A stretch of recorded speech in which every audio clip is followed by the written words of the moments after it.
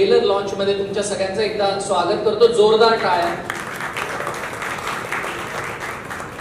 आणि खास करून जे मागे आपले सगळे पत्रकार बंधू भगिनी मैत्रिणी सगळ्या ज्या बसल्यात त्यांना म्हणजे त्यांचं स्वागत करतो, कारण काय तुमच्याशिवाय या सिनेमाला जो आपल्याला पोहोचवायचा लोकांपर्यंत तो पोहोचवता येणार नाही. सांगायला म्हणून ऑरेंज ज्यूस गँग नावाचे एक अमेझिंग गँग आहे, लिटरली गँग आहे, ज्यांनी धुमाकूळ घातला आहे ऑनलाईन.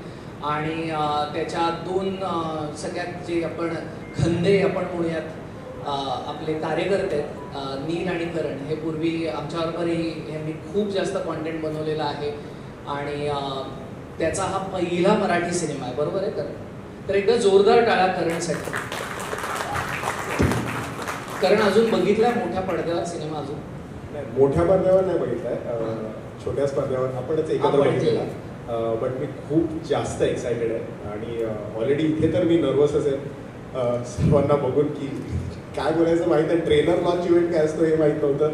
ट्रेलर लॉन्च दुसऱ्यांच्या मूवीजला मी गेलोय नेहमी, बट स्वतःच्या चित्रपटासाठी येतो तर एकदमच नर्वस आहे. सो खूप छान वाटतं. आणि जसं सारंग बोलला की भाडीपामध्ये आम्ही एकत्र काम करायचो, मला असं वाटतं पर्सनली की भाडीपा वॉज माय टर्निंग पॉईंट या इंडस्ट्रीमध्ये यायला. बिकॉज त्याच्या आधी मी खूप काय करत बसलो आहे.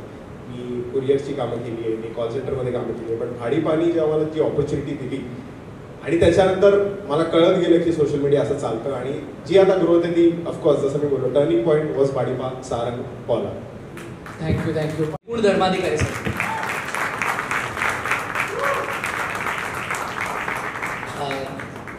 काय त्यांनी मला कानात असं सांगितलं की काय म्हणते परत सांग. काहीच नाही म्हणायचं होते. निपुण, साधारण तू आत्ता दाढी काढल्यावर बाळासारखा दिसतोय का गुटगुटे? सेरेलॅकच्या ॲडमध्ये जाईल असा आहेस. तुला ह्याच्यात मूल होतं अशी गोष्ट तुला का सुचली असेल? तुला आत्ता अर्थात म्हणजे तुलाही मूल आहेच, पण काय तुझी मुलगी तुला काय म्हणते? बाबा म्हणते का बेबी म्हणते?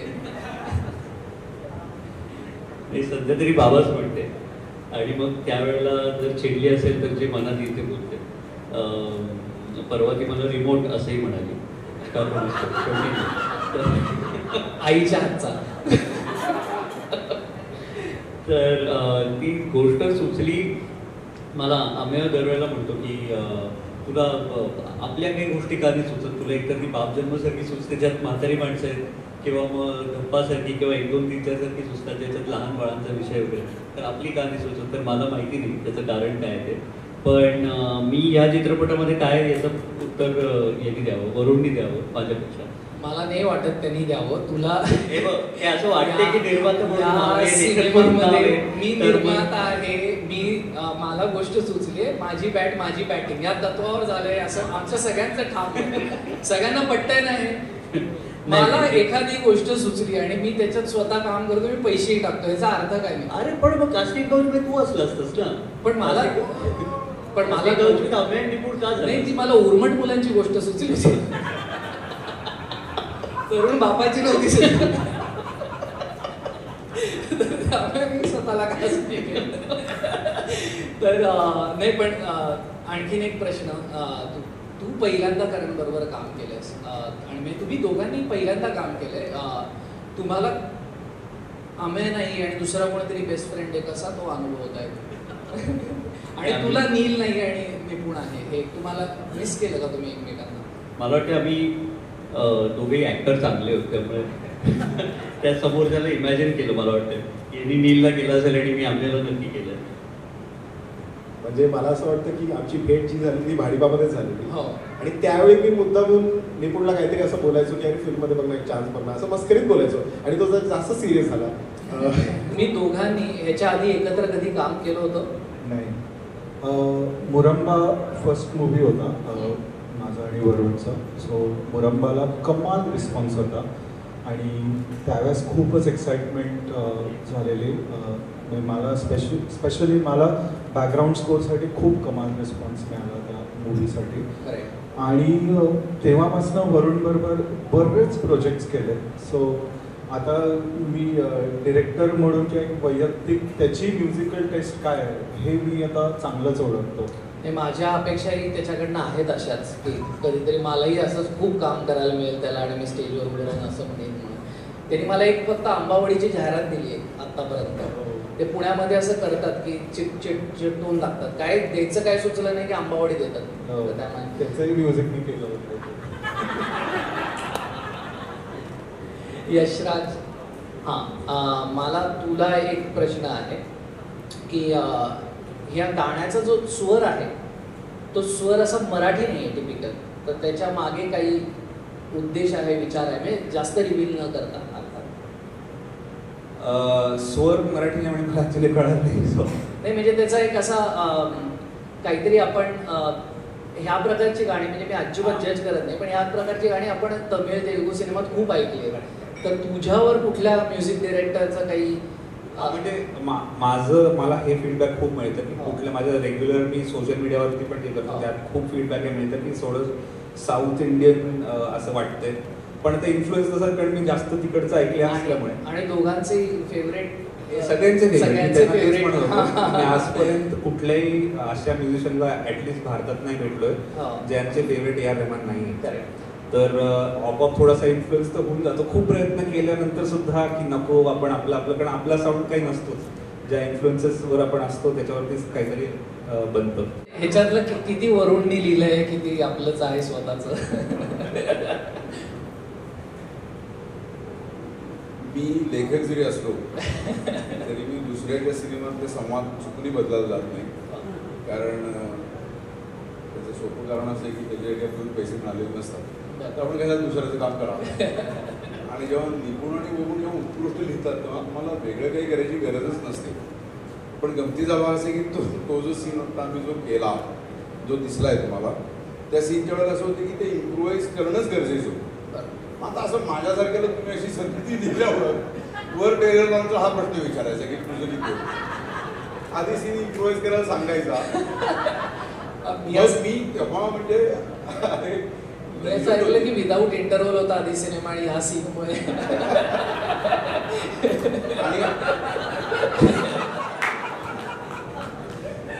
ही जी 4 बाळं जेव्हा आहेत ती पुढे जाऊन कोण होणार आहे त्याचं एक इम्प्रोव्हायझेशन.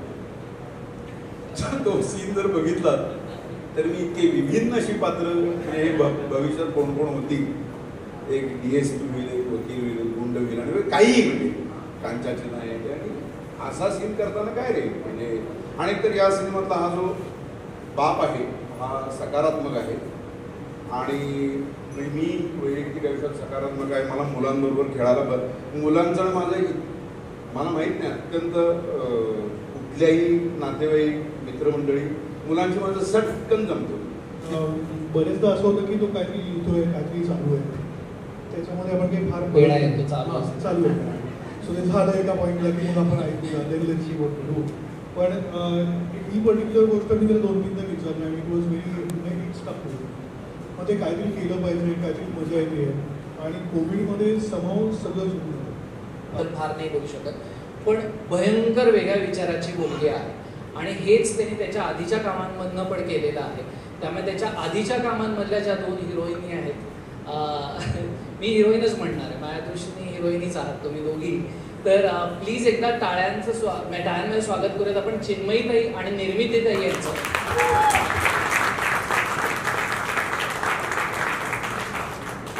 त्याचं कारण असं आहे, प्रेग्नन्सी हा मला असं वाटतं की सर्वा हा बायकांचा निर्णय असला पाहिजे आणि या बायकांनी त्या सगळ्यात भोगून आपल्याला जन्म दिलेला आहे.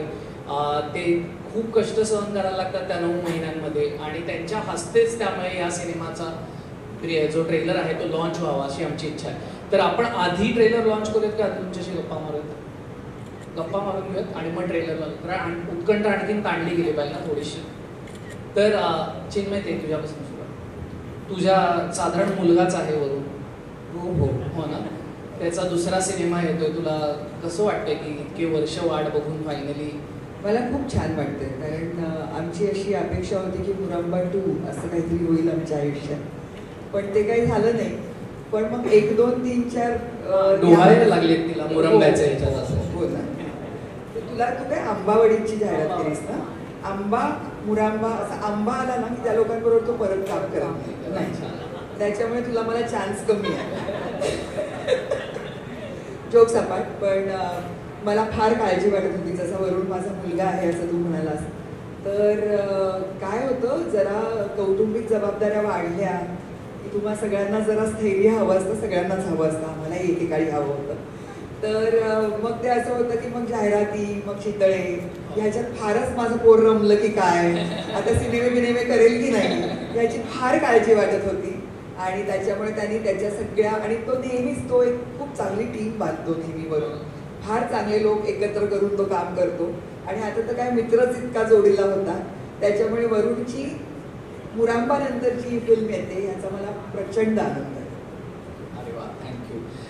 निरंतर आता बॅक टू बॅक हिट देत आहे, म्हणजे ज्याला हात लावाल ते सोनं असं. तर म्हणजे नाटक, सिनेमे सगळंच चालतंय. तुम्ही काय आशीर्वाद द्याल तुमच्या डिरेक्टरला? काही तुमचं थोडंसं तुमचं नशीब एक जसं आता तू म्हणालास की माझं नाटक, सिनेमे सगळंच जोरात चालू आहे, स्टार्स चांगले असावेत सध्या माझे. तशीच मी वरुणची एक वेबसिरीज केली आहे. वरुणची पहिली वेबसिरीज आहे ती, माझीही पहिलीच आहे आणि ती जिओचीच आहे. ती सुद्धा तितकीच सॉलिड होईल अशी अपेक्षा. क्या बात आहे, जोरदार. मी वाट बघतोय, तसं आवर्जून आम्ही 1, 2, 3, 4ची वाट बघत होतो. पण वरुण बद्दल आणि त्याच्या प्रोसेस बद्दल तुम्हाला काही म्हणायचं असेल? मी खरं सांगू का की मी ना, या तुम्ही सगळे पुण्याचे आहात ना, त्यांच्याबद्दल खूप अशी आपण असं हे होतं ना की थोडंसं जाक्ट होतो बघून, अरे वा हे जरा विचार काहीतरी करतात वेगळा आणि काहीतरी मॅडनेस करतात. मग त्याच्याकडे मी नेहमीच आकर्षित होते की मॅडनेसकडे त्या, आणि तो तुझ्यात आहे, निपुणमध्ये आहे, वरुणमध्ये आहे. मला वाटतं की अशी मी त्याच्याकडे आकर्षित झाले. जेव्हा ही वेबसिरीज माझ्याकडे आली, निखिल साने जिओचे हेड, त्यांनी जेव्हा ही वेबसिरीज मला वाचायला दिली तर मी त्यांना विचारलं कोण करतंय, आणि त्यांनी सांगितलं वरुण नार्वेकर. म्हटलं अच्छा, मुरांबावाला. मी म्हटलं वा वा, मला करायला खूप आवडेल. आणि मी अगदी प्रामाणिकपणे सांगते की काहीही डोक्यात ठेवलं नव्हतं की कसा डिरेक्टर असेल, माझ्या स्टाईलचा असेल की नाही, किंवा त्यालाही वाटलं असेल असं मला वाटलं होतं तेव्हा. पण ते सिरीज संपल्यानंतर त्यांनी सांगितलं की माझ्या डोक्यात वेगळीच इमेज होती तुमची आणि तुम्ही वेगळाच रोल आता मला इथे माझ्या वेबसिरीजसाठी केला. तर खूप मजा आली. तो खूप विचार करून प्रत्येक कॅरेक्टर डेव्हलप करतो. आणि तुम्हाला सांगायची पद्धतही, म्हणजे खरं तर पुण्यातल्या सगळ्याच डिरेक्टरची सांगायची पद्धत मला वेगळी असते. वा वा हे छान आहे, पण हे नको.